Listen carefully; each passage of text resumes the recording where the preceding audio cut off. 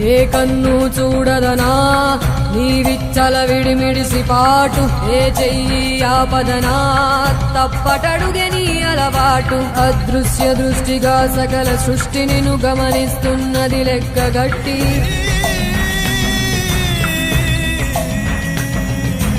ఎంత బతుకు నీదెంత బతుకువో గుప్పెడు మెతుకుల కడుపు కొరకు ఎన్నాటలు వేటలు అవసరమా మనుజా మనుజా.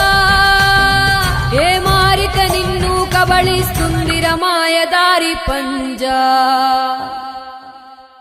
కోరికొని తెచ్చుకో మాకు కర్మ, దాన్ని విడిపించుకోలేదు